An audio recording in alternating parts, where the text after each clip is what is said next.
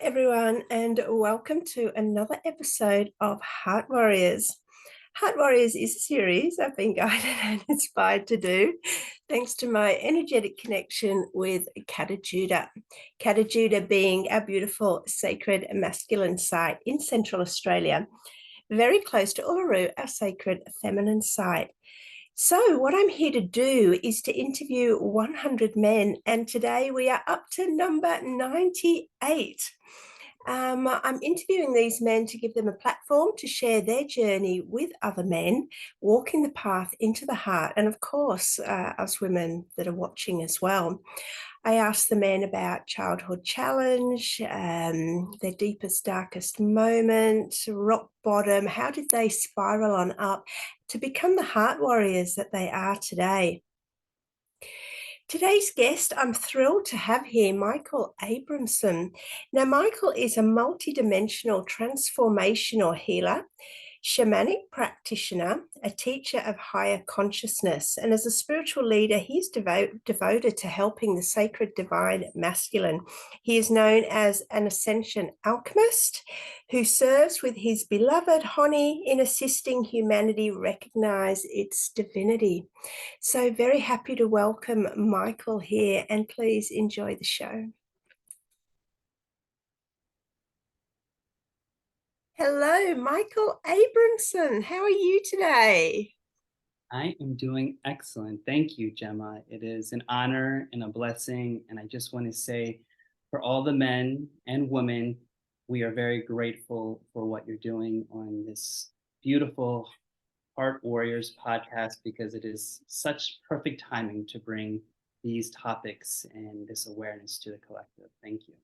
Oh, definitely. The men's movement is booming, and we are very happy that, there's this shift. Well, undercurrent shift to healthy masculinity when, the powers that be would want it some other way. Yeah. That's how I see it anyway. It's just very important for this to be brought forward and just shared from the authenticity, the truth, the vulnerability, and most important, the love. Definitely. Awesome. Well, let's find out a bit about you, Michael. So, who's the man inside when you drop all your exterior labels? So I'm a playful, heart-centered man that is a dreamer, a visionary, a way shower, a creator. And in the end of the day, Gemma, I'm a lover that loves to love. There is a passion in me that wants to feel the sensuality of life, the intimacy, not just of sex, which I value very greatly and is very important, which we can talk more about, but the intimacy of life, the intimacy of relations, the intimacy of what we are so blessed to be in this journey here on Earth. So um, I feel what my mission really is to live from the sacred heart. That's what I feel my spirit is calling. Listen to the heart, be the heart, but most important, live from this heart that wants to love. Oh, so good. All right. What's your definition of love? How would you describe it? Wow. You know, there's so many versions of love. So I'm just going to tap in and just feel into what love is because I know I know there's this human love. I know there's this love that we feel. There's this love that we can sense, this love that's in relationships. But I want to go deeper and I want to tap into this divine love. And what I feel the divine love is this creation, this infinite life force that is made of every fabric, that is the essence of who we are. And this divine love, I feel, is what source is.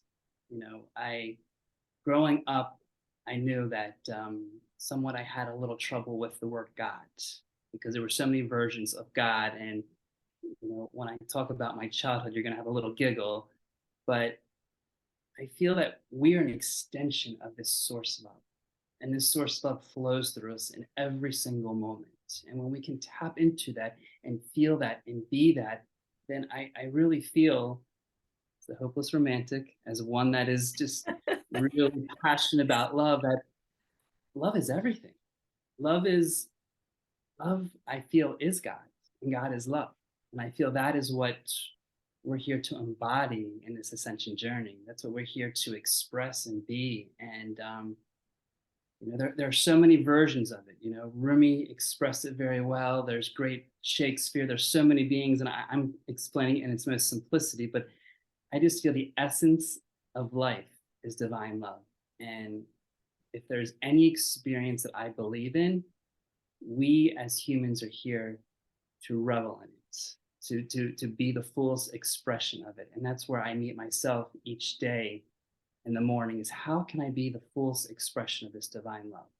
And what I feel is it's allowing this life force, this great presence, this I am, through, and allowing it to be the infinite of everything that is of creation. So good, Michael. I love that. Yeah, and I'm a hopeless romantic too, so I get exactly where you're coming from. Well, let's get into this childhood. What would you say was your greatest challenge growing up? So, to give a little backdrop, and it's great as an adult because I feel we can bring levity to some of our greatest challenges, especially in our inner work. So, you know, if you ever remember the black sheep, I don't know if I was the black sheep. I think I was the purple sheep, or maybe even the tie-dyed sheep, because I grew up with hippie, new age, spiritual, Jewish family that wasn't even religious. We were reformed, but honored the tradition and honored the religion of what it is. But they were very different, to say the least. They were two star seeds that came together and gave me the greatest foundation of love in a 50-year marriage that was unbelievable. If you ever saw from the Western movies, the Griswolds, they were the hippie Griswolds. They drove us across the country, my brother and I, and we would sit in vortexes in Sedona meditating. We would walk the beaches naked, and I would somehow look at the picture and say, who's taking the picture of us? We would connect with the natives, we would connect with the spirit, and it was probably the greatest childhood dream that I could possibly imagine.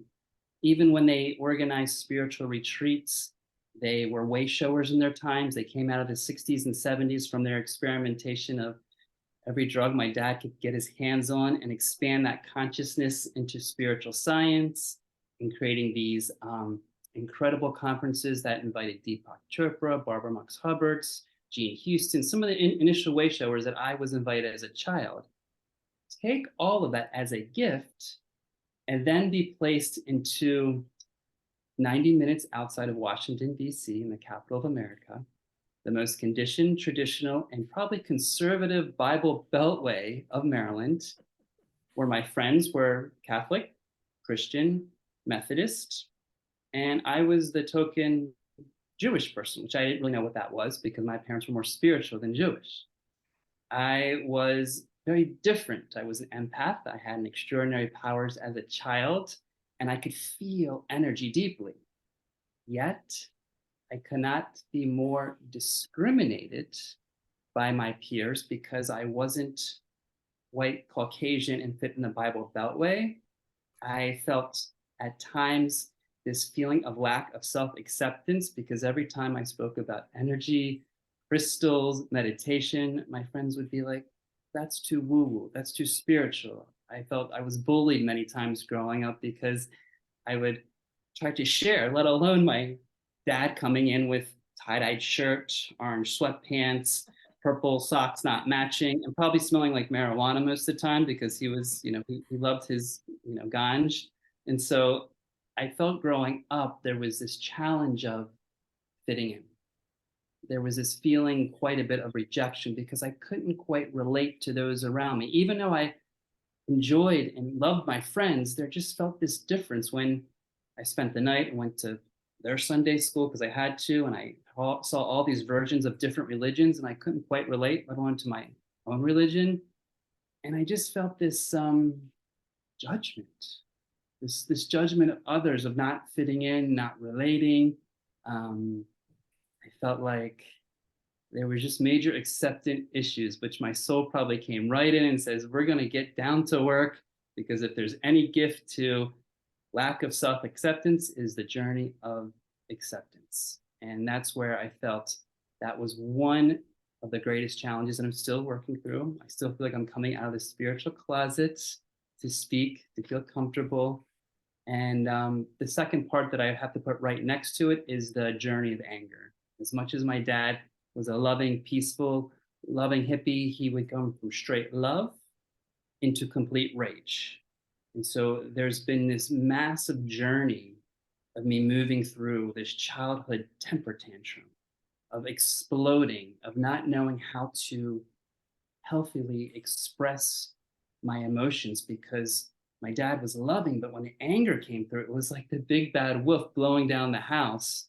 And I just didn't know what to do other than freeze, kind of go within and do what most men do, suppress the anger until it came up for a rainy day. So I definitely saw that lack of self-acceptance, which of course brings in the lack of self-worth, which comes in all those beautiful childhood wounds of abandonment, of betrayal, of not feeling whole. So it gave me a great peace, even though I came in incarnated on the ground and a farm and feeling the shamanic energy of my parents' love holding that foundation. But out of that, boy, did I feel so different. And even now, sometimes feeling like, am I human? Am I here? Because a lot of where I'm walking, I have a hard time relating, because I haven't really met anyone like me, because I'm so different, strange, and weird, which I actually now take as a compliment. Now we want that, right? Okay, Yeah. we could go in lots of different directions here, but I'm going to zone in on suppressed anger, Yeah. because many of us growing up weren't allowed full expression of our emotional rage. Rage. I was going to say rage, but rage has obviously come out.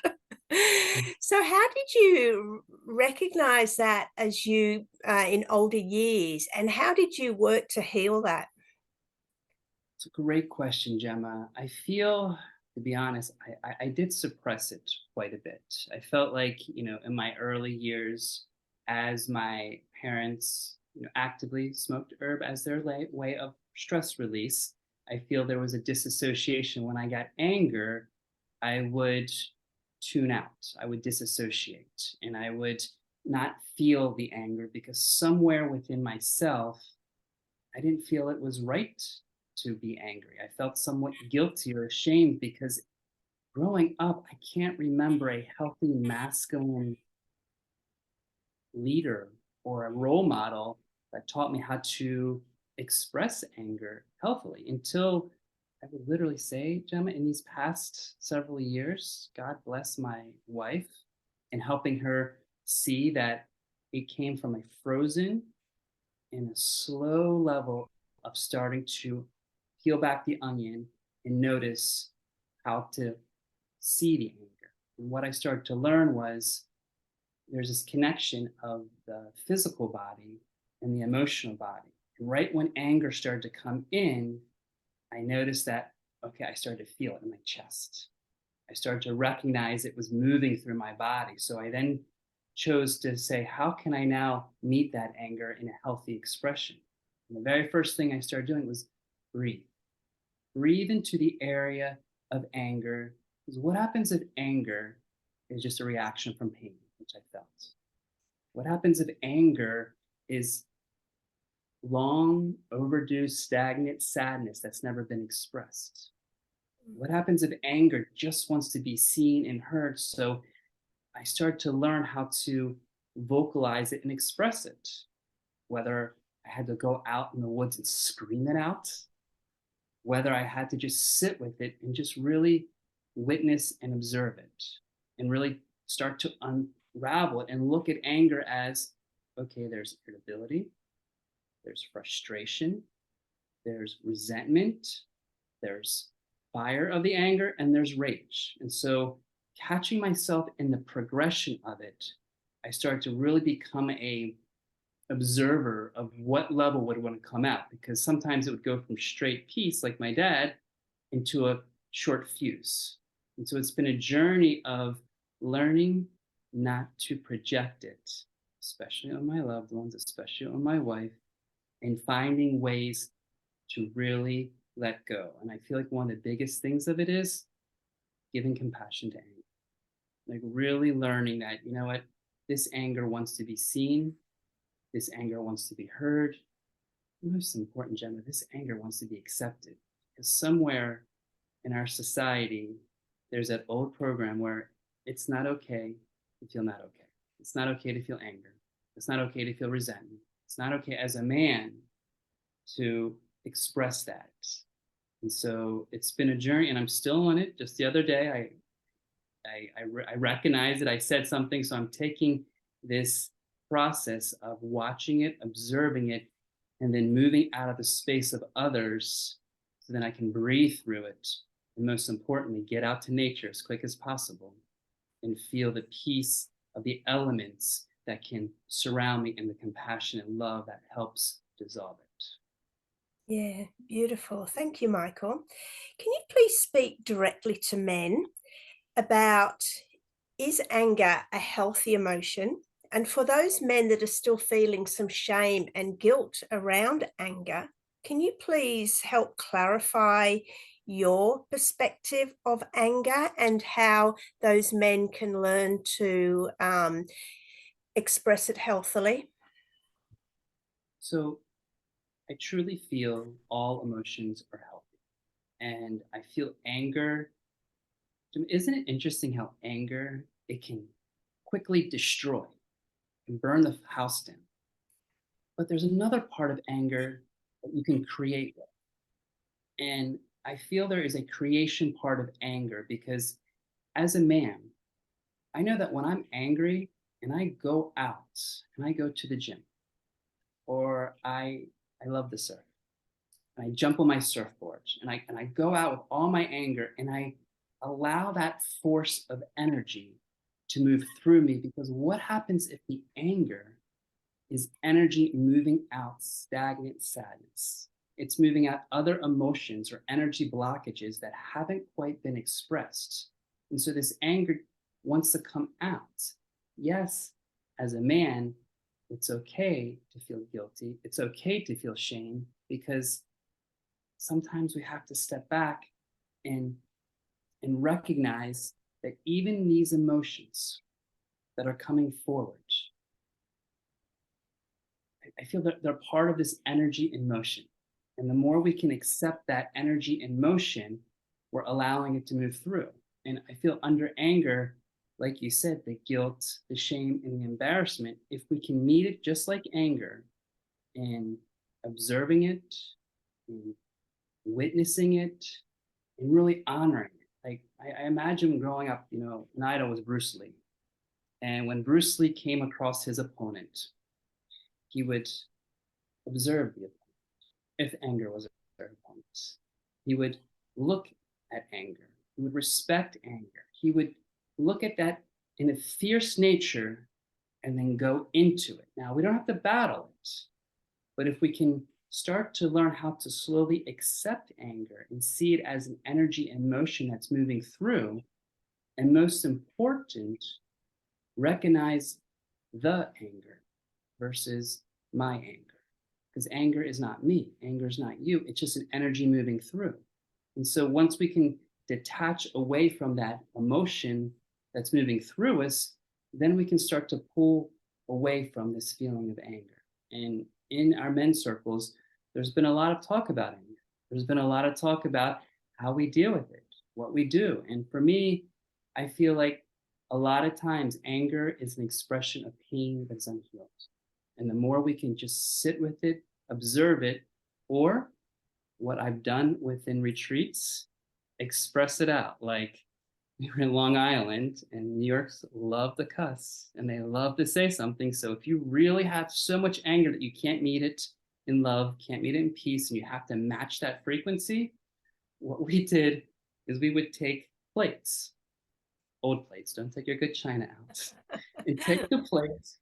And we saw these boys and fathers, and they would scream into the plate, "You mother effing, I can't believe it. And they would speed all their anger into the plate and they would smash it. And it was like, wow, talk about transformation of allowing that anger to come through and then place it into a breakable place. Tell your neighbors so they don't think we're psychotic and losing it. And they don't call the police on you, and allow that anger to be dispersed because I feel it's a natural emotion that wants to come through, like all of our emotions. And on the chain of vibration, you know this, anger is pretty high. It's not as low as shame and guilt. It's an area that, like I said in the beginning, we can either destroy with it, but we can also use it as a creative force. I've seen my mom clean the house to the tip of the T when she's angry. And so I've learned that when I'm angry, I go to work. I'm expressing that. And if I can express it through in a healthy way to get things done, then I feel quite productive and happy that anger has once again showed itself. Oh, I love that explanation, Michael. And yeah, what you were saying about the vibrational frequency, I'm just thinking, and anger is actually above lethargy, right? Because once you get angry, as opposed to lethargic, you're just like accepting whatever, no motivation to change. But angry, you want to change something. So, as you said, the force of creation is there. So, to be able to channel it and put it into good use, very powerful. Thank you. And like you said, can we put that energy into use versus turning into that victim or turning into something that you feel like you're going down the momentum in a negative direction? If anger comes through, can we allow that anger to be put toward to an area that really gives us the opportunity just to let it out?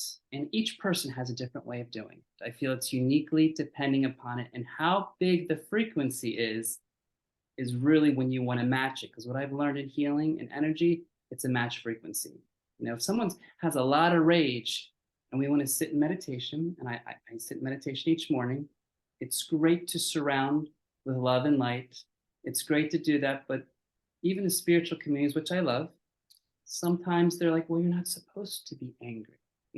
Enlightened ones aren't supposed to get angry. You're supposed to be in this constant level. And that's where I'm like, well, yes, but no, anger is an expression of our innate ability, so we have to allow it. We just don't want to project it and force it upon others.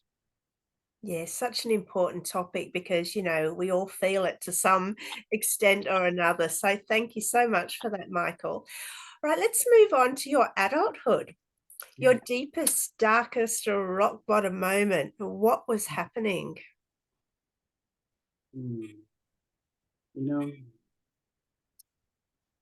I feel in a man's journey, in a human's journey, one of the greatest initiations is walking through the veil of death and transformation. And it is of great mastery when you have to do that with a parent, with a beloved one.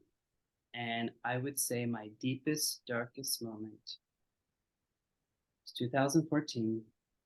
And I received that call that no person ever wants to hear from my mom saying my dad had a massive heart attack. And I had to flip the switch. I was in Mexico where I was working 10 years, packed everything in my house, moved it to my office. And I went home. And it was one of the hardest, rewarding, craziest challenges I've ever been to because when I came home, not only did I hear my dad had a heart attack, he was flown to shock trauma to the University of Maryland, and he had to go through an 11-hour a surgery that we thought he'd come out of. And I had to be the rock of the family as the youngest and really support my mother, support my brother. My dad was always the wise, the wisdom, the heart centered. My mom was a little more mental, Capricorn, a little more in the headspace. My brother, same way. So for me, in this deep sadness, in this deep level of just what the F just happened, we had to sit there as a family and go through something that was the literally hardest moment. We were told he was going to have a surgery. We were told that he was going to come out. Coming into that night from the plane and watching my dad like all hooked up to life support, I was like, wow, this is like my worst nightmare come true. It's like, that's okay. tomorrow will be a better day. We come back to the hospital and we will sit as a family. We will hold our hands and we will pray. And I remember sitting there for 1 hour, 2 hours, 3 hours, 4 hours, 5 hours, 6 hours, 7 hours, 8 hours, until the doctor came out and said, okay, we have some good news, we have some bad news. And I was like, okay, let's hear the bad news first. He says, well, we had the surgery, we plugged everything in, but as soon as we turned his heart back on, he blew a hole in the back of his heart, which we had no clue what that was. So for the next 2 weeks, he was in the ICU. And my mom and I had to muster up the greatest amount of strength to walk in every single day and just hold that space and just look at him. He was lifeless. He was hooked up. Every day, the doctor came in with another report that was worse, sad. There were moments where he couldn't shut his eyes, so they had to sew his eyes shut. Every doctor's like, well, you realize that, if he stays any longer and you don't pull the plug, he may not be the same. And me and my mom refused. My mom was, I had to hold my mom. And as anyone knows, when you're holding your mom and she's crying, and you're like, okay, I got to be a samurai of the heart. I got to cut through that pain and just hold the space for her so she can allow herself to move through. So after 2 weeks of him being in a coma, we prayed, we sat together as a family, and he started to come back. And he started to bit by bit come back. The hardest rock bottom moment is he came back, and not the same man. He came back with a massive stroke, lifeless, in which we had to recuperate him in every single level, from him learning how to swallow, him learning how to walk, him learning how to learn every vital function and accept that he wasn't the same man that he used to be. And we kept believing and hoping if we just surround more love around him, he would get back to where he was. And God, I'm about 70% that he could walk down the aisle to watch my brother get married. And once he did that, then he started to fall. Then he started to hit his head. It got worse and worse. And over a 4-year period, being the caretaker of caretakers with my mom, I had to walk my dad back to heaven with my mom. The hardest thing I could possibly ever do, when I knew my dad was holding on just for the love of the family. I knew my dad was holding on for the love of his life. The look in his eyes and say, it's okay. You can let go. We give you the permission to let go, because you don't have to suffer anymore. You don't have to hold on anymore. We know you're suffering. You're hitting yourself. You're fighting with mom. You're going through all these tragic moments where people know what a stroke does. It is one of the hardest things to deal with. So at one moment, talk about the hardest thing you could do is look into your dad's eyes and say, you can go. We trust you. You can allow yourself to go. And he waited till my brother came back. And I didn't think he was going to transition. So I went up to Long Island with my wife to do a ceremony. And he transitioned, which brought so much guilt and shame of not being there, because I wanted to hold his hand. I wanted to be there. But he actually transitioned when nobody was in the room. There's a lot to him. And so to witness, observe, and go through a 4-year as a man, to be there for the man that I always looked up to, and to hold that space, to watch his weakness, watch his deterioration, watch him go to 70% up, not as the same man, but then go all the way down, and hold that space for my family, hold that space for myself. That to me was one of the hardest rock bottom moments that I'm only grateful for to experience that, because it taught me so much about prayer, about faith, about bringing the family together. And there were moments where my mom and we would, I relied on plant medicine. I relied on marijuana. So my mom and we would smoke a joint after the hospital and be like, okay, what's the lesson? Let's sit in meditation. Let's feel what's coming through. Let's listen to his higher soul. And it was extraordinary things, Gemma. We saw visions of angels working.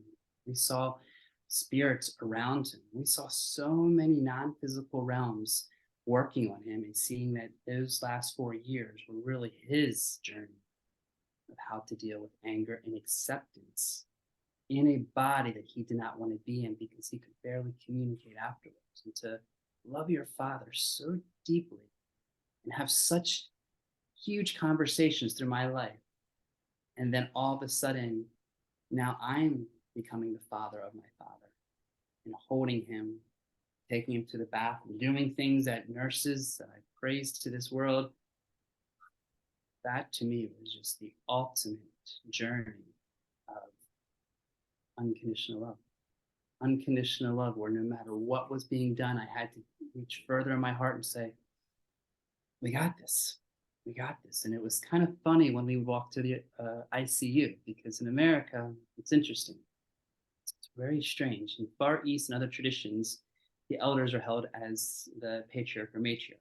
But in America, when you get older, it's like, it's interesting how lonely these individuals are in the rooms around. So me and my mom, before we went to the ICU every morning during his heart attack, I said, Mom, we got to root ourselves in love. We have to surround ourselves in that love. We have to now move through that. So when we walked into the ICU, the nurses were like looking at us like, wow, you guys are beacons of light. You're coming in, because we'd come in with crystals. I'd come in with like holding hands. We would do prayer circles. We were inviting the harpist in, the acupuncturist in.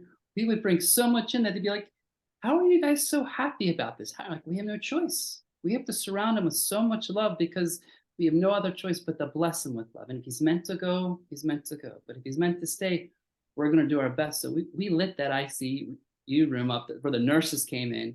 They were so happy, because half the times when the reports came in, we would say, no, we don't believe that. Sorry, we're gonna keep believing in God's grace, universal source energy. We know what we're doing. I believe he's right behind there. And we're going to keep communicating with all of our hearts, all of our love, so we can help lift this man up. And eventually he came back, but he was a different man. In those next 4 years, it was the journey of accepting him for who he was and living through some of the most crucial, darkest moments of watching him fight with my mom that I've never seen to that intensity. Watching him fall, watching him unfortunately go lower and lower and lower to a point that we had to put him in a hospice and just go into a prayer. And I remember the last moments I saw him, I read his favorite prayer, which I can't remember right now, but it was a very powerful one, from the rays of light. And that was my moment of self-acceptance. And I still speak to him. I still hear his voice. He's always in my heart.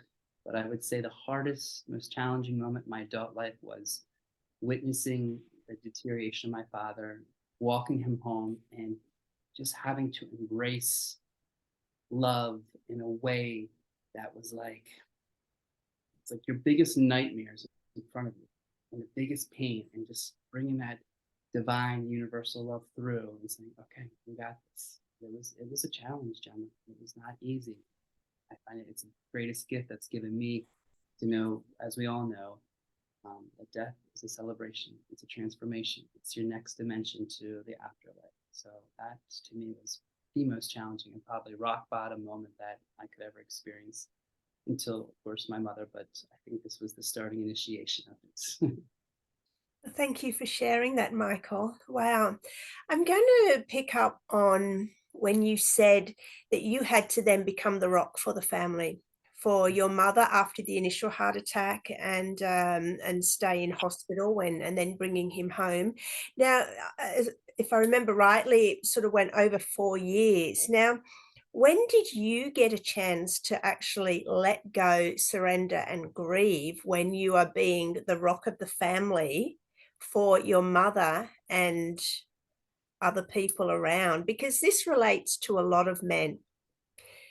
So what I'm asking you to do is relate your story and also talk to other men who are in this position, have had to be the rock when someone else has died and maybe has not fully been able to express their grief. So I would say in the moments that I was with my mom, I held that masculine, that strength, that power. And then as soon as she was in a place of security, I would then go to my room and I would just take the pillow and cry. Just allow this emotion to come through me and feel it. And as I cried, there was this feeling of like it's okay to cry. It's okay to allow the sadness to come through. It's okay to grieve, even though the ego in my mind was like, don't cry, be strong for your mother, don't express your emotions. We have this, yet I kept listening to my heart and allowed the moments that I wasn't with my mom to grieve.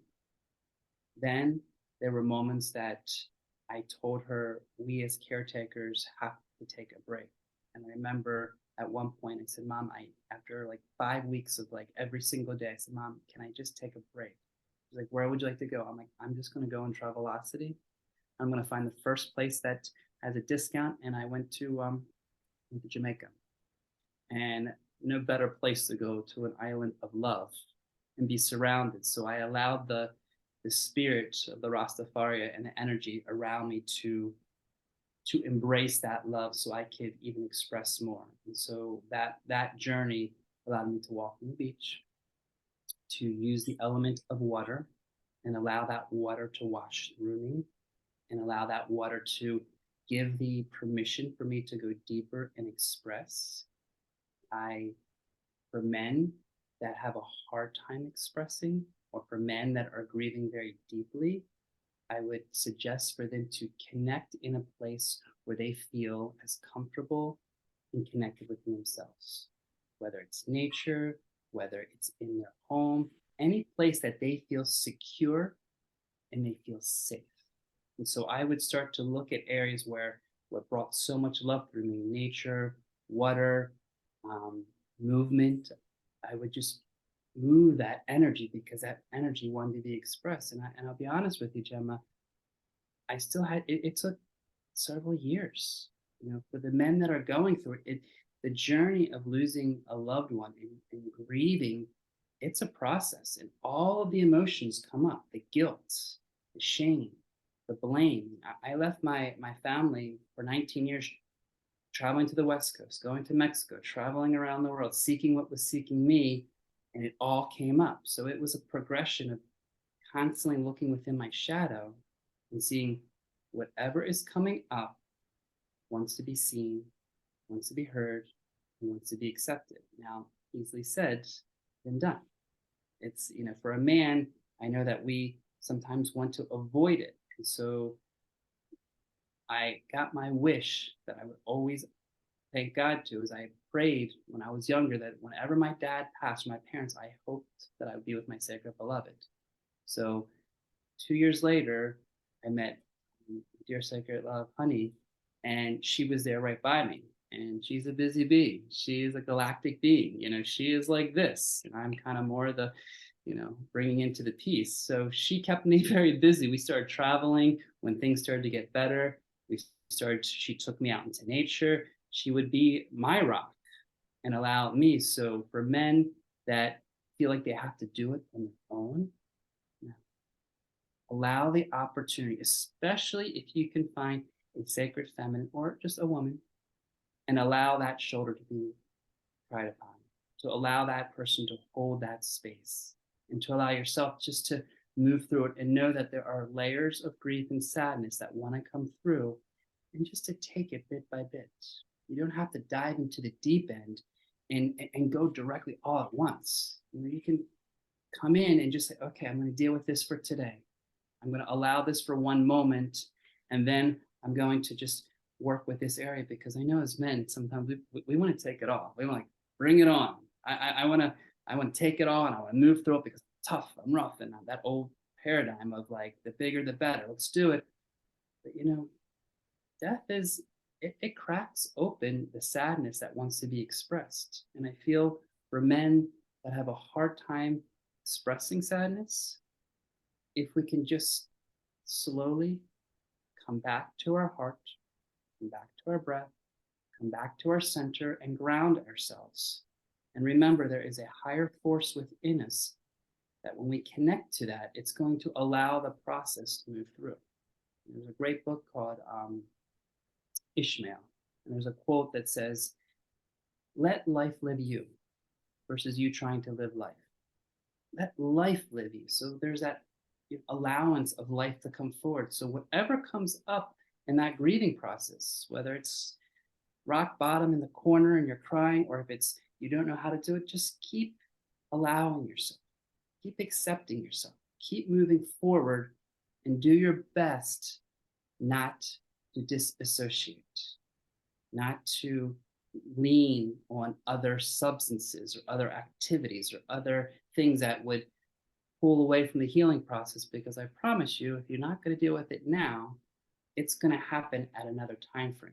So that what is within us wants to be seen and heard. And I feel sadness is one of the greatest things that I commend those men that can express it, be in that vulnerable state, and sometimes feel it. But what I've learned in this now conscious aspect is as we feel it, it's not spiritual bypassing by not giving it attention. I feel when we can feel it and accept it and give the momentum to moving through it versus processing it over and over, there's a shift in change. Sometimes when we put so much energy into the processing of it in the mental body, there's this downward spiral that pulls us into lower vibration frequency. Yet if we just give the attention to it and move on, we're not putting our head into the sand, we're just giving attention to it and then keep doing things to help let the sadness move through it in its natural progression. Yeah, great advice. Thank you, Michael.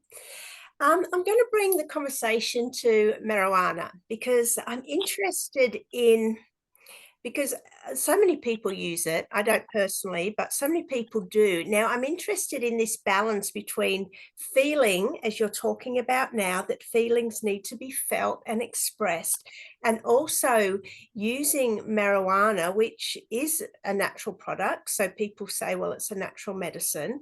But I know some people might use it to an extent to avoid feeling. So for you, where is the healthy balance? Well, you hit it on the nail. I felt like when I was using it at that moment, it was allowing me to disassociate and not feel that pain. And I felt growing up with a father and a mother that smoked regularly, as some people would have a glass of wine, they would have a couple hits, that marijuana to me, it was an escape. And I knew that it actually created an addiction at some point where I utilized that to move beyond it. And so when I look back at it, because I had a very big relationship with it, that I didn't feel it served the purpose as what I do now see as if you're using it as a sacred object, if you're using it in a ceremonial to allow yourself to connect to a higher level. And so I recognize when I was using it, it was really, I really use it to move my mental body. Because as most men, we get so stressed, we get so pressured that if there's a beneficial of it, sometimes it just alleviates the strain of the mind constantly thinking, constantly judging, constantly processing. So I recognized that when I used it, it would help me release that space. And then when I use it in a ceremonial space, it allowed me to connect me to higher realms, higher dimensions. And right now, since meeting my beloved, I've released it. I honor plant medicine. I honor what it is, but what I've learned on the spiritual journey is we can get to those same levels without. We can move into the highest realms. And I remember in Guatemala studying with a shaman, and it was interesting. We were in this place called Las Pyramids, where we all were living in a pyramid. And we had a guest, and this guy was a very smart ass. And he came in and he's like, oh, I hear about ayahuasca, and I hear about mushrooms, and I hear about, you know, all these things. And it's like, and he spoke to the teacher, and the teacher just sat there. The teacher looked back and said, when you're on these hallucinogens and you're downloading all this information, and you're getting the keys to the universe. She said something very profound, Gemma. She goes, when you're at heaven's gate and you have all the answers, in that state, can you turn around and serve? In that moment, when you're aligned, and God bless, some people need it. I have no judgment. I've experimented with ayahuasca, San Pedro, mushrooms, all of it. But I learned what she said is when you're in that moment of complete divinity, in complete connection with source, when we're under these substances, we're not in a clear, focused way to turn around and serve to one another. And that to me was like, wow, that really hit the nail, because I felt like I don't need these anymore. These were all gateways and doorways for me to utilize. And maybe I did overuse marijuana to increase sometimes the sensuality of sexuality, sometimes to feel that extra, like, oh, wow, now I can really see the sunset. Now I can really feel the energy, but yet I can still do that in meditation. I can do that in breath work. I can do that in just connecting with source. So I believe I abused it. I create an addiction out of it. And now I have created a love that says, you know what? I don't need this anymore, because I've shifted my vibration and consciousness to move beyond it. If it's there at a point that I could go back and use it in a sacred ceremony under a shaman, a powerful being that helps guide me, maybe. But what I've learned with my wife and what we practice is the ultimate purity, that we need nothing on the outside because we have everything right here on the inside. So good. Brilliant. Love it. Well, let's talk about this multidimensional reality. Yeah. For men who maybe, a bit, it sounds all a bit airy fairy, and, can you bring it down to earth and give a practical explanation of multidimensionality? Well, if there's any time right now to explore multidimensional reality, now is the time. If any man, woman, especially the men that I work with, I encourage them to now look at what I would say in practicality, the physical realm and the non-physical realm. The physical reality and the non-physical reality. So what are these realities? So there's the nature kingdom. There's when those that want to go into a shamanic journey or a guided meditation, we can connect to the fairies, to the elves, to the gnomes. We can connect to what you know very well, what the Aborigines speak about, of this divine presence. We can connect in many dimensions. And I guess if I could be as practical as possible, when we look at television and we have these channels, right? And some of the channels I don't like, the news, the media, and I turn that channel to the nature channel. I'm like, reality. Or I turn that channel to the music channel, and I'm like, increased vibration. If we were to give definition that there are all of these different frequencies and vibrations in different dimensions, and the more that we start to understand our capacity to move through these dimensions, whether it's through dream state, whether it's through meditation state, or what I really appreciate is that state of love. When we're in our heart space and we can feel this sensation, which mornings I'll go into my heart, and I work with this in my men's circles. So men, go into your heart and see if you can draw the energy from your heart and connect it all the way up to the source, to great central sun. And then bring that all the way down and connect it to Mother Earth. And expand that light out and just feel the vibration of divine. And all of a sudden you see and shake, and I see some people doing, codes. I see different elements, and I'm like, that you're shifting into a different dimension. What happens if right now we are so open to all the multidimensional areas around us, and we can tap into our higher senses? Because, we've heard this expression, right? We are human beings, have a spiritual experience, right? Which I don't believe. I believe we're spiritual beings having a human experience. And we are these divine, infinite, incredible, powerful beings that have the ability to travel into these different dimensions. And my first taste of it was when I got initiated into shamanism in Bali, Indonesia.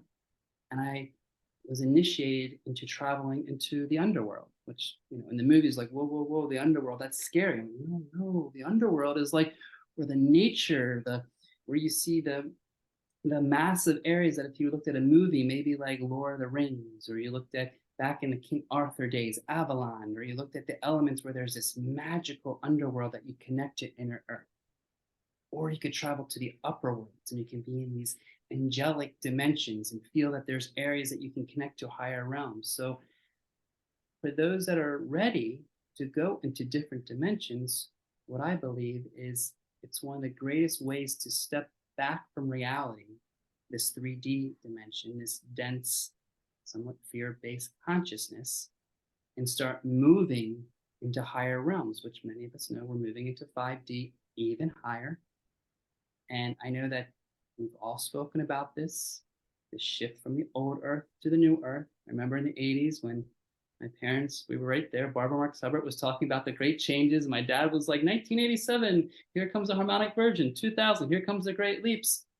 There's these great changes and shifts of consciousness that we're able to connect to right now. And I feel that area, which many people choose plant medicine to go to these dimensions. Yet I feel through your breath, through your heart, and through your ability to be clear and focused, you can get to these multidimensional realities, which I believe you can connect the past, present, future, all into one time and start recognizing what we're here to do and what has been done so that we can take everything and now develop our greatest mastery. And that's bringing our fullest and highest source through us right now. Yeah, I love this conversation. So let's get into ascension and shifting from the old world to the new earth. And is there's a lot of people sort of doing minimal work, I'd say, non-judgmentally, but just thinking there's going to be a big solar flash, or there's going to be a shift in the geopolitical realm, or Jesus is going to come back, or there's an external savior, right, that's going to take me to this new earth. What's your perspective, and how do people get to New Earth? Well, I feel like really the new earth is already within us. And I'm a pure optimist. I believe everything is already said and done.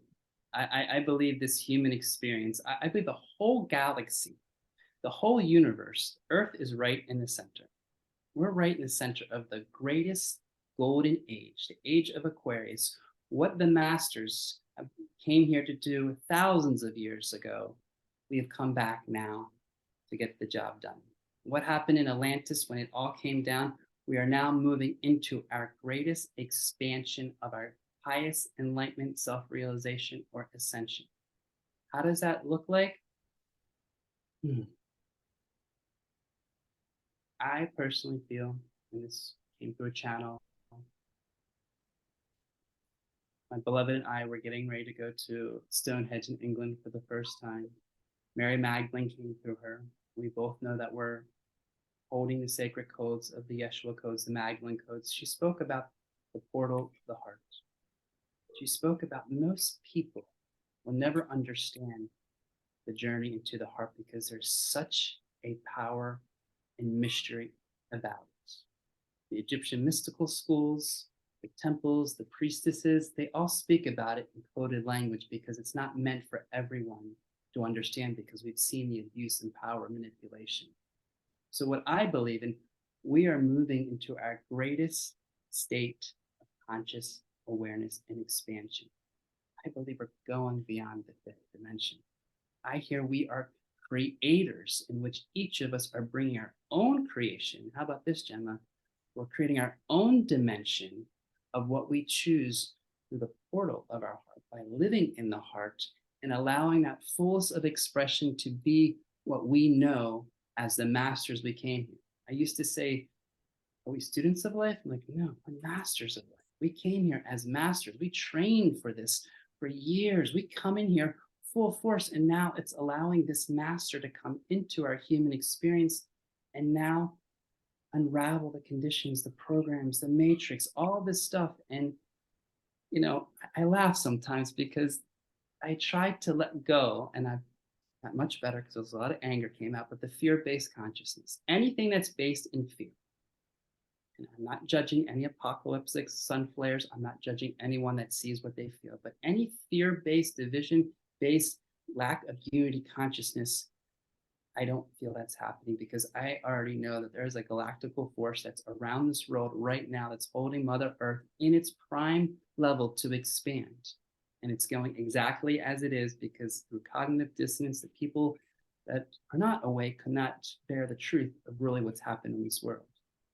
So I believe what ascension really is, as an ascension alchemist, is we're alchemizing consciousness from a lower density to a higher vibration.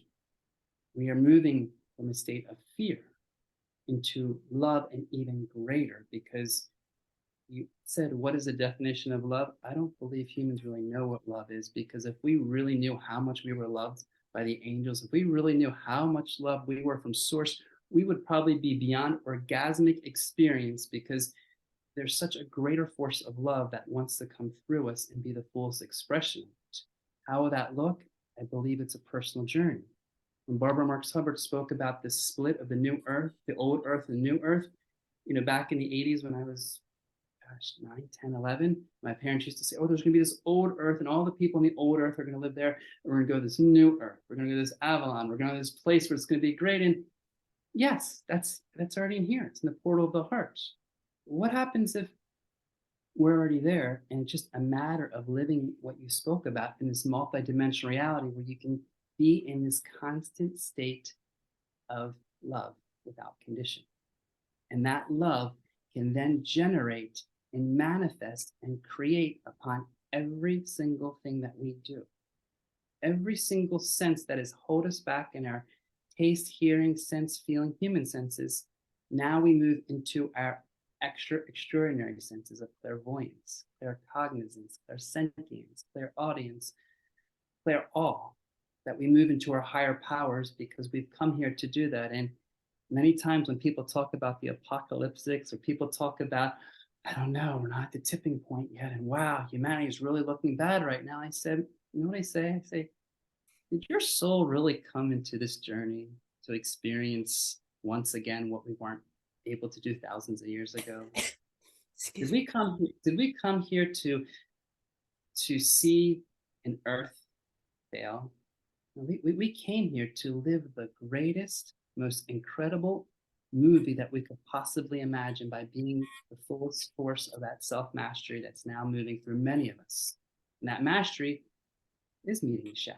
That mastery is meeting inner light. When I work with the men, it's bringing up those densities because, Yeshua spoke about, moving from, turning lead to gold, alchemizing, right? Well, aren't we here to alchemize everything that is lesser than the Christed love, crystalline, diamond-like love? We're here to alchemize that from the frequency that we came from, because we are that extension of source. So if we came here to do that, I feel like what it looks like, it's this pure state of ecstasy, euphoria, happiness, joy, and how we choose to create each and every day when we wake up. And that starts, I truly feel, living in the heart. I feel the portal through the heart. I honor the mind. There's the divine mind. I honor it, but when you speak of heart warriors, my eyes like blinked, and I couldn't jump on 3 months ago because I was moving through quite a bit of transformation. But I feel the heart warriors are coming forward to remind others that it's now time to start living, to being in the heart, to expressing from the heart, and to acting from it. And it takes a lot of time for us men because, sometimes they don't know what it is to feel from the heart because there's so much on top of it. And what happens if we're supposed to clear that density of meeting it, transmuting it, so then we can allow our multidimensionality of it come to its fullest expression? So I can't quite give what it is because I feel like we're in it. And the key is to not give attention to the doomsdayer, the apocalyptics, or something outside of us. I feel it's already within us. And now it's playing with that, what's within. And as creators, to now create that in our multidimensionality, because how many dimensions are there? Infinite. How many realities are there? Infinite. That's what the School of Earth came through. We came here to play and be co-creators, because doesn't consciousness just want to create? Even lower consciousness just wants to create. It's just one massive expansion of consciousness. And we're here as humans, as warriors, spiritual beings that have signed up for what I'd say the most heroic journey. And I applaud all of us. So good, brilliant. And I could talk much longer about that, but we've only got about half an hour left, Michael. So I'm going to open it up and see, what do you think is important to bring into this conversation that we haven't touched on yet? So I want to go back into men. I want to speak about what I realize about masculinity, because you spoke about, this series, which I recognize is so important for men. And one area that I feel is so important for men is to end the battle. There is this illusion that in our old paradigm, and I like to say lesser masculinity versus toxic masculinity, because toxic doesn't really resonate with me. It's more that lesser unevolved, where we've fought. In our past lives, we've battled, and we've got through this process where sometimes we have to live life through a struggle, live life through a fight. It has to be hard. We have to sacrifice. And I just want to invite men to let go of the battle, to become the receiver of your own light, and to allow this greater presence come through us, and know that we're not here to fight anymore, and to look at this battle. And as men, I share this in men's circles that I work with, in whether it's online, internationally, or locally, or retreats, that the key to ending the battle is surrendering. Not surrendering, giving your power away, not surrendering of losing, not surrendering as of weakness, these old programs, but the key of it is to allow, to let go, and just to embrace what we are. And so I feel a lot of men, we go through this struggle, we go through this battle, and a lot of it comes through what I believe is one of the greatest areas to speak about, is our worthiness. And our worthiness, when I sit in circles with men, the one thing that I hear over and over, and I know this is within me, is this feeling of lack of worth, this feeling of where we don't feel good enough, we don't feel like we have enough, where we're constantly over accentuating to fill the void within. And what is this worthiness? This worthiness is we're cutting off our life force energy. We're cutting off our opportunities and potentials that we could just get in a backpack and go to another side of the world, because we're worthy of that. We cut off this value of being these precious divine beings. We limit ourselves. And this worthiness, I know and feel, comes from victim consciousness, trauma, pain, and hurt. And so some of the gifts that I want to speak about is, doesn't this lack of worthiness give us the ability to come back to accepting ourselves, coming back to honoring ourselves, coming back to loving ourselves? And so, because a lot of times we criticize these lower aspects of ourselves, yet I feel it's so important that men, women, human, that we see what is blocking our self-worth, because at the end of the day, we have to look at our lower three chakras. We have to look at our center chakra of where we are in our power, and where we are in our second chakra of, are we secure in our first chakra, and are we grounded? And a lot of times when these worthiness issues come through, we're not feeling confident. We're not feeling courageous. We're not feeling this trust, this fullness of who we are. So I feel that it's so important for men and many people to recognize that it's okay not to feel worthy, and to look at how the gift of feeling worthy a feeling valued, a feeling celebrated can help us open up to receiving everything that is awaiting for us. And so if it's an area that I work with a lot of men, myself too, I wake up in the morning and I go through my affirmations, but I don't just say it, I feel it. I am worthy, and I feel it. I breathe it, and I allow that to move through. I am confident. I breathe it. I feel it. I am strong. Like to bring in that power because I feel a lot of people are moving through disempowerment. And all it is it comes back to our alignment. It comes back to our vibration because when we're in full homeostasis, we're operating at our full divine power. And so that area I feel is so important, as well as what we maybe have not spoken to is also sexuality and how important it is. All right, we'll get to that. I'd like to expand on this issue of self-worth because I mean, I know women go through it too, but we're talking about men. And I wouldn't say there was a single man on the planet that hasn't been through this journey. Now, what I'm interested in is the word surrender, which you brought up.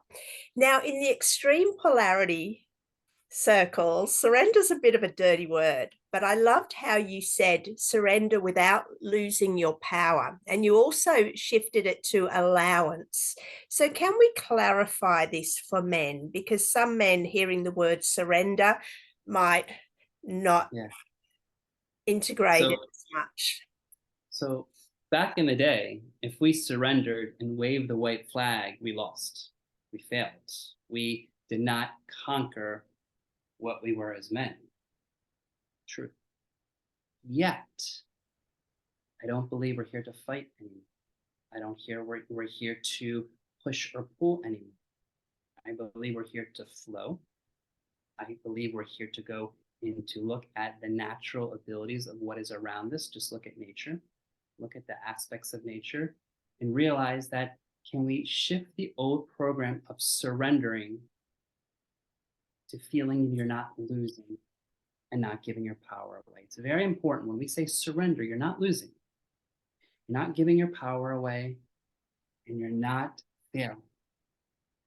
What surrender does is you're not fighting resistance.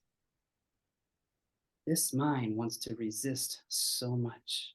This mind, you know, ego wants to resist almost every single thing. So, can we surrender this mind so we can open our heart even greater and connect this and allow this surrender just to allow? Because sometimes if we keep fighting, we're not in our true state. And so I feel this this journey of surrender is to move back into the peace that we naturally are, the natural fluidity of what we are. And if we can let go of saying, I'm not losing, I'm not giving my power away, I'm just allowing. Because, Gemma, isn't it true when we allow, we receive, and when we receive, the greatest aspects of ourself want to come in. And when we draw that greater aspects of our higher self in, then we are living these new earth realities. We are drawing this infinite portion of us to come in and expand us to see we're more than we're infinite light, we're infinite love. And so part of it is to stop the fight, stop the battle, and to surrender and just allow the hurt, allow the pain, allow everything to a certain point where it's not creating, evil within you or creating, hurt or pain upon someone else. But this allowance is free flow. And as an acupuncturist moving into shamanism, there is a wu wei. There is a natural state of flow. And when we're in that allowance, we're not fighting. We're in this pure flow. I think when we surrender, we're giving up the fight, the resistance of the mind. Yeah. Yeah, so powerful. I love it. Thank you, Michael. All right, sacred sexuality. What would you like to say about that? So I guess the first thing about sacred sexuality, and I just want to go from the masculine perspective. I want to say within men how important it is to learn intimacy within themselves. And I feel because this intimacy creates the freedom within ourselves and also gives the freedom for our divine partner. And when I say intimacy, it's not just the sexual orgasm, it's the intimacy of your relationship with everything around you. What happens if our intimacy with our relationship of our emotions, our relationship with our food, like when we bite into a mango, or when we are in a farce and you feel that intimacy, there is what I call a sexuality, a sensuality. And I feel this sensuality is the essence of who we are. And right now, we're in a time period where sexuality is so extreme, so instant gratification, and it's so pleasure seeking. Yet I'm in a journey with my beloved that this sacred sexuality is the merging of our masculine energies, our feminine energies into one so we can feel the fullness of essence of who we are through us. And it doesn't depend on the orgasm. It doesn't depend on the physicality of it. It's allowing our presence to merge together, whether it's holding each other, whether it's looking into each other's eyes, whether it's allowing that passion of life to be shared in its greatest fulfillment. And that's why with men, I invite them to learn and to become how to become intimate with themselves. Because I feel a lot of religions, institutions have cut off sexuality and brought a lot of guilt, shame, and pain through having sex. Sex is a healthy thing. It's co-creative. It creates the greatest elements, yet it's been tabooed in so many religions and institutions. And so I feel with sacred sexuality, there is a reverence, there is a ceremony, and there's what I believe the greatest act of creation that we can place forward, especially in abundance and prosperity. When we look at even the art of sexuality, we talk about creating a child, right? But what happens when we even use the creation energies of sexuality to create abundance and prosperity through what we're making love with and who we're making it with? And so, being a stepfather and speaking to my stepsons, they're sharing something that I'm like, wow, it's like the 60s on steroids right now.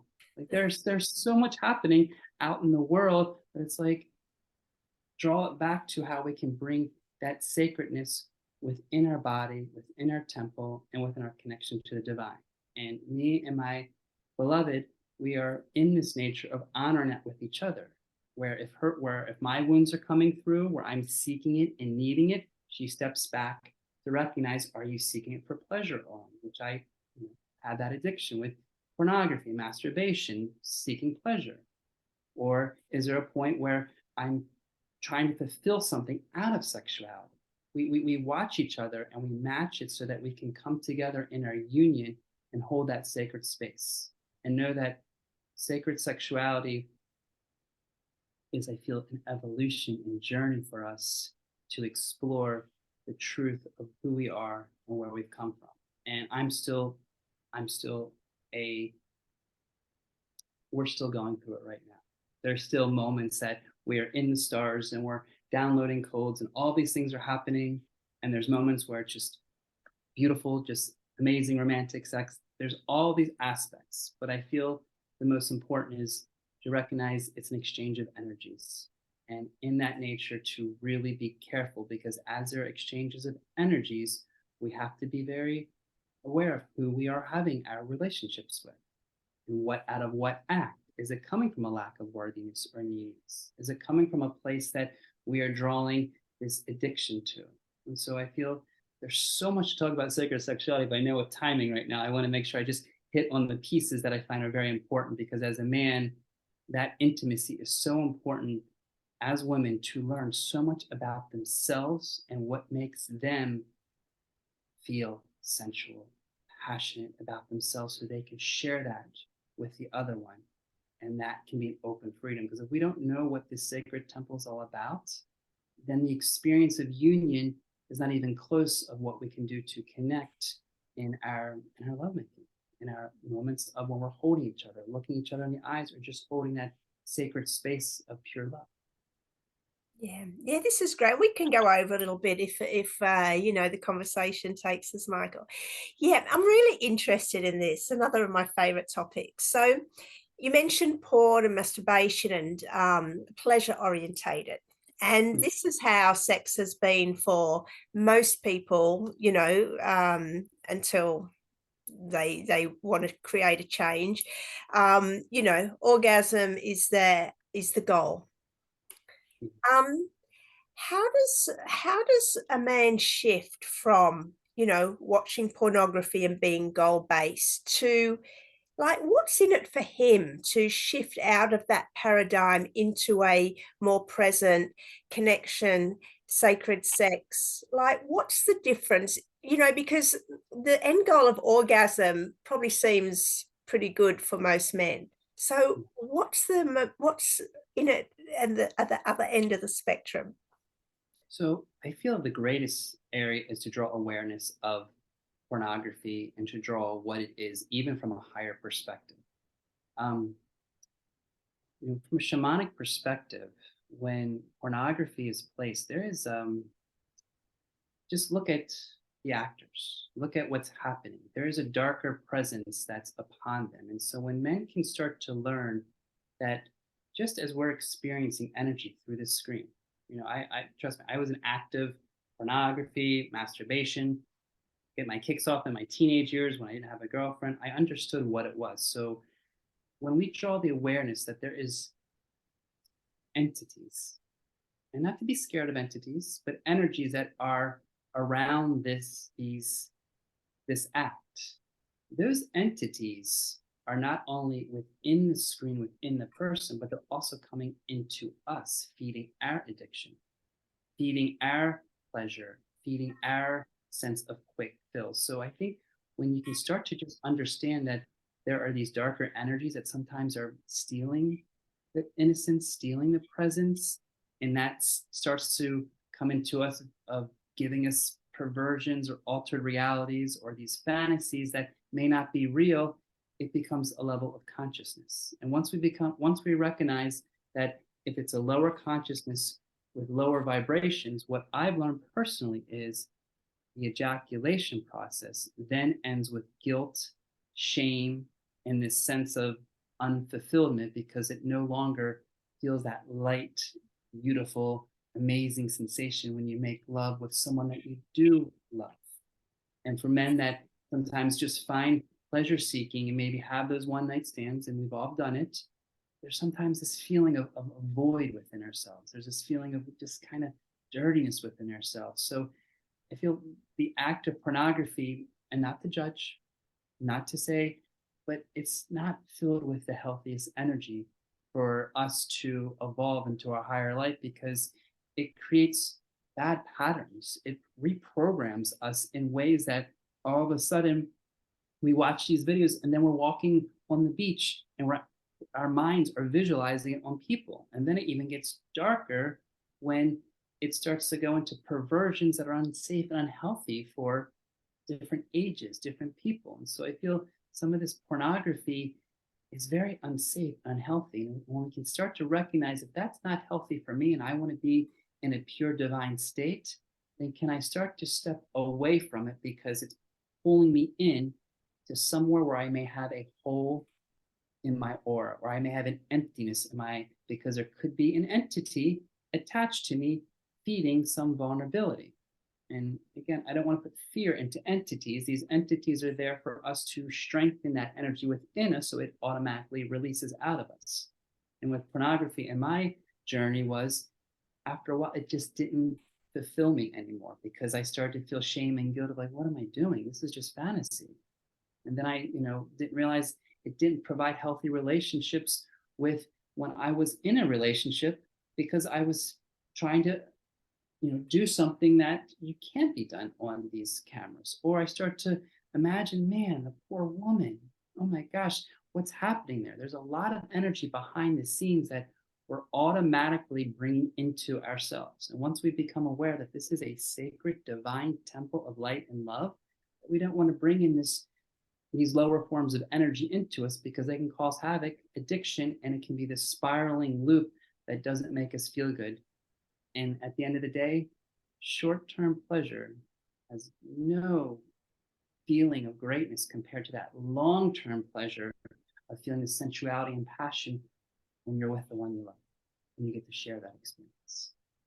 Yeah, so beautiful. Awesome.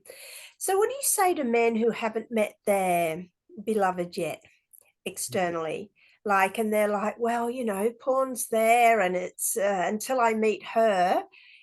Are the energies aligned there, or is there something that has to go on in Yeah. between? Well, again, I don't want to judge porn. If people have to utilize it and allow themselves for the happiness of it, I guess when people are looking for their beloved, and this is what I did for my beloved, I invite men, women to fall in love with themselves all over again. I've learned through this journey of ascension that no one can love you more than you can love yourself. I was a hopeless romantic watching these fairy tales at a young and got caught up in the fantasy of Romeo and Juliet, Cinderella, like I'm going to find the greatest love outside of me. And I'm going to give all this love outward to the person that's going to create and be my love. And then I realized, like, wow, I'm looking outwardly and trying to validate myself outwardly, but not feeling inward. And there was this emptiness because no matter how many times I was in relationships, putting all my energy outward, I was never filling the cup inward of what it is to truly love. And when you spoke about what is to love, we have to fill our cups up first. With men, I share with them how important it is to self-love. Like, whoa, whoa, whoa, it's a little too emotional. That's like, whoa, step back there, bro. Like I'm like, okay, can we step back and say self-care? Because through your self-care, you're loving yourself. Because each day you have the opportunity to honor, respect, celebrate, and fill this cup up with love. So before I met Honey, I was on a massive journey of falling in love with myself all over again and feeling like, what is it that I love?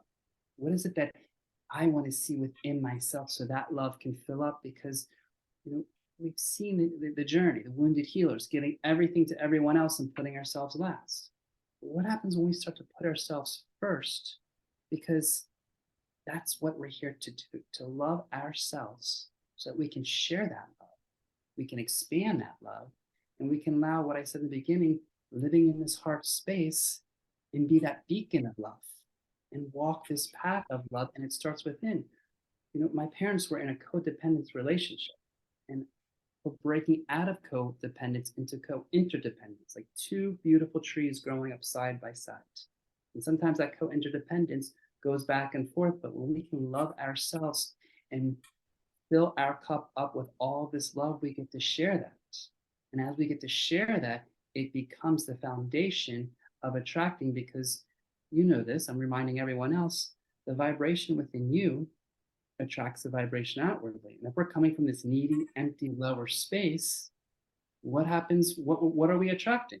A lot of women when I was younger, I keep attracting the bad guys, this and that. I'm like, well, what's vibrating within you? Is there something within you that you're not loving yourself? You're not honoring yourself. You're not valuing yourself. You're not giving worth to yourself. It's time to go into you and love you like you've never loved yourself before. And that's beyond physical.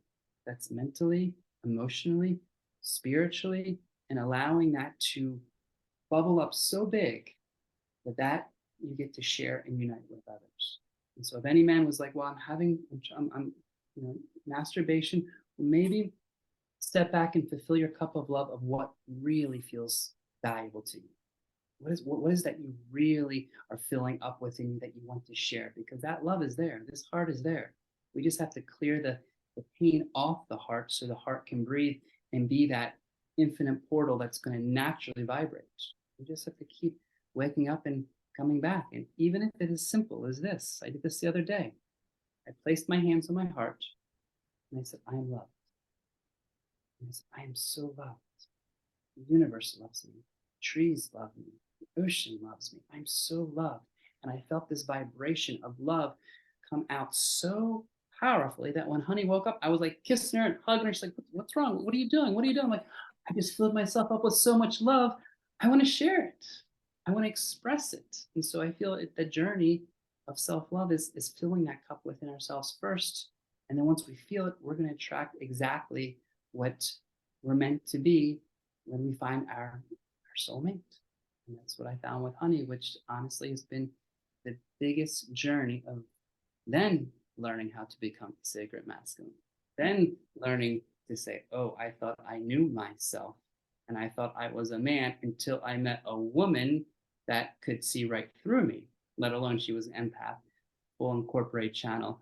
She was the one that held me accountable. She was the one that helped, that saw through my shit. She was the one that gave me the opportunity to then really step into it. So when people are ready for a divine union, hold on to your horses, because it is no easy ride. You are at constant work and joy and happiness, but it is a contract that allows us to meet the darkest shadows within us, because the journey alone is one thing. But when the sacred, divine, and feminine come together and they're mirrors of each other, Gemma, we go through the stuff that's not little. We go through the big stuff. We go through the stuff that I know is like, wow, clearing this one. Not through us, the collective. Not through the collective, through humanity, because we're walking this journey not to be gurus, not to be, the old pattern. We're here to be models. We're here to be what the masters and prophets have done years ago, of beingness. So our vibration can vibrate outwardly and shine upon others. Because as you know, one awoken person can shine hundreds of thousands of energy to unawoken.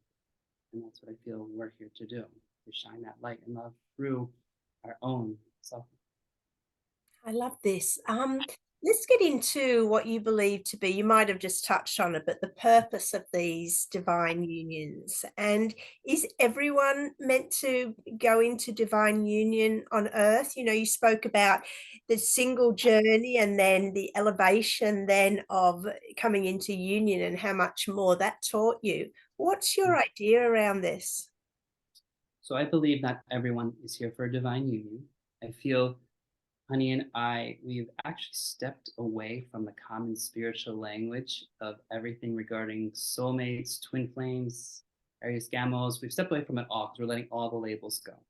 And we're really tuning into our greater I am presence, this great self that wants to come through us. I believe that everyone is on a journey. If one is to come here to be a monk, if one is to be a single mother, if one is to go through the greatest pain, we all have our journeys that we know we signed up into this life. I truly believe the soul comes into knowing exactly, even though we go through this Amnesian Earth School, we come into this life and we experience the magnificence of everything.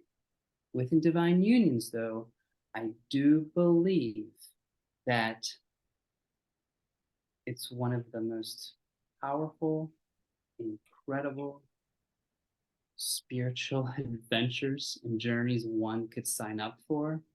Because if ascensions like this, and then divine unions like this, you're pretty much going straight up the ladder. There's none of this, And again, it's not that divine union it's not a hierarchy. It's not a level of superiority. I feel divine union, the soul came in to come together with another soul. And what I firmly believe is to share a mission. And our mission, as I spoke to you, is we are Ascension alchemists. We're here in our mission to alchemize ascension, in helping individuals lead to their divinity, recognize their divinity. And that, I feel, is one of the higher levels of mastery, of self-mastery, to come together, because in a divine union, you can't hide anything. You are here for some of the greatest mastery. At the same time, what happens for those that may not be in a divine union, but they find the divine union within themselves?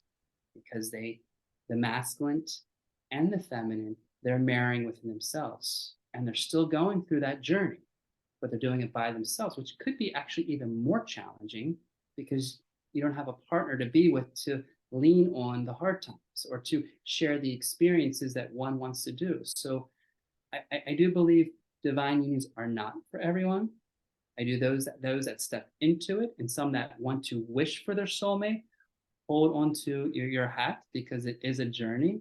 And you're going to see every single thing about yourself and every pain, hurt, shadow come up and be right in your face. So I believe divine unions serve as some of the greatest mastery. Yet to answer your question, it's not for everyone. And those that may not experience this lifetime, maybe experience the next lifetime. Maybe it comes through, but you know this, Gemma. Ask, and so shall you receive. And so it's really the journey of the soul of what it wants to create. And if it's in the cards in your heart and you want to, or he wants to, or she wants to, then it's going to be there. But I would say it takes the most incredible devotion, discipline, accountability, commitment, every level that I share in men's circles of what it is to hold yourself in your highest divine power. This sacred, beautiful soul that wants to be the fullest expression of itself. Such beautiful words, Michael. Thank you. Alrighty. What would you say is your highest value as a man? My highest value as a man.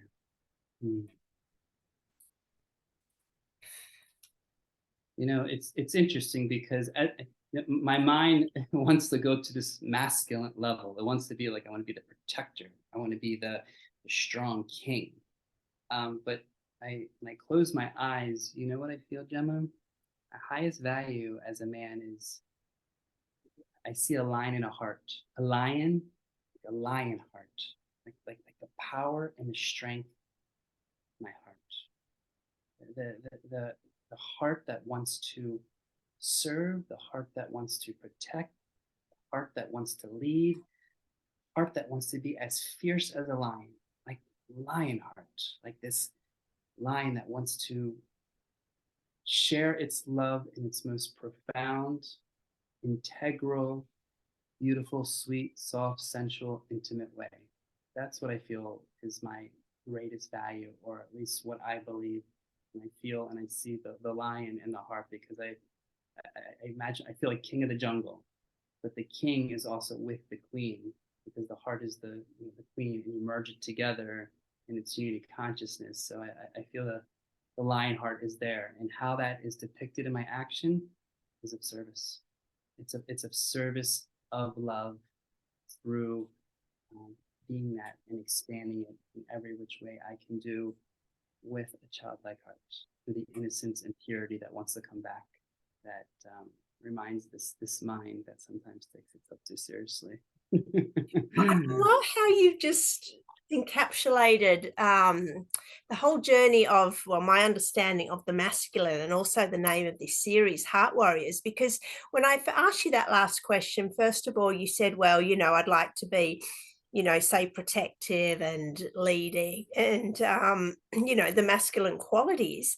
And then you said, but then a lion heart, but then you said leading from the heart, protecting from the heart, creating from the heart. And that's the shift, isn't it? Is that the shift of the masculine, to do the masculine essence from the head to the heart? Is that what you're saying?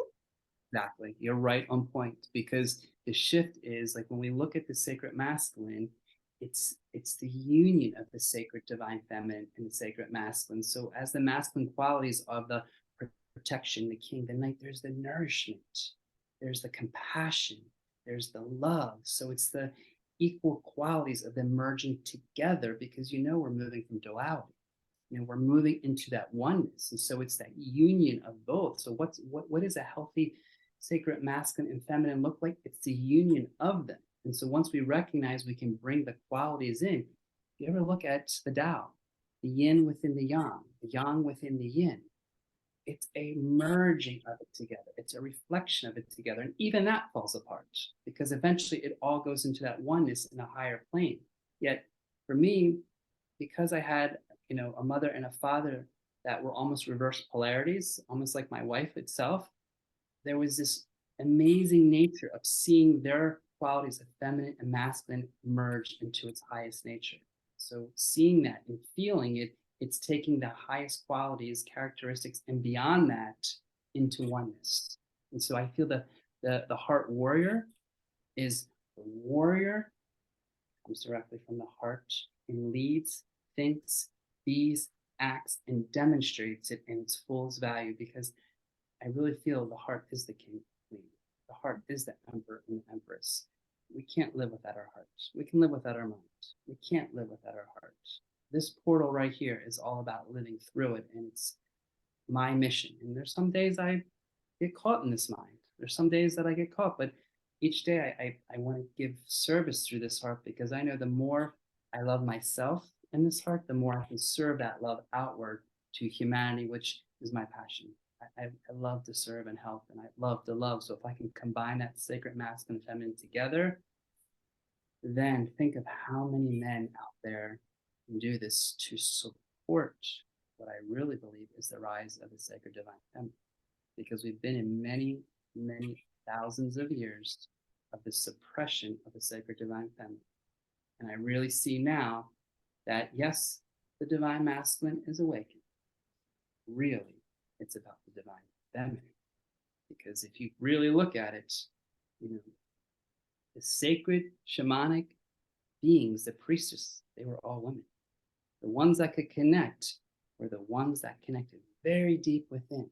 And so this rise of the sacred divine feminine requires the masculine together so that we can shift this, because Mother Earth already made its ascension feminine.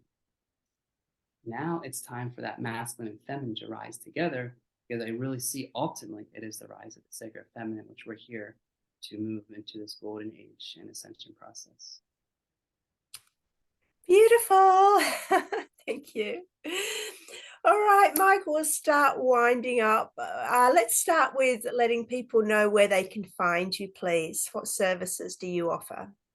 So obviously, we are, my beloved and I are Ascension alchemists, and our mission, as I spoke to you earlier, is to alchemize ascension through embodiment and helping assist and lead humanity towards divinity. We can be found on Facebook at Ascension Alchemy, as well as my Facebook, Michael Abramson. We can be found on Instagram under Ascension Alchemists. And we can also be reached, we're getting a website soon, but we can be reached at ascensionalchemist@gmail.com.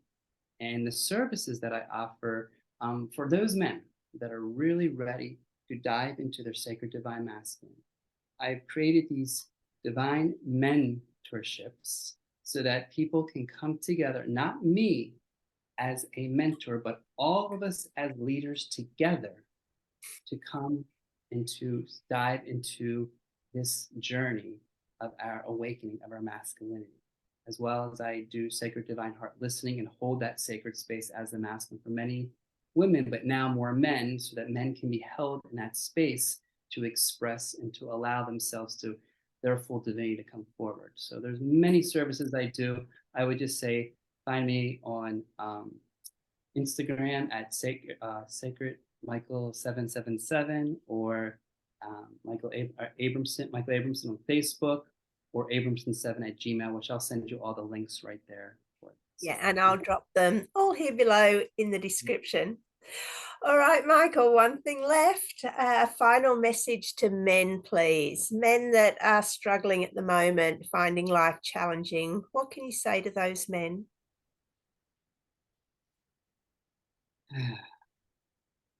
Men,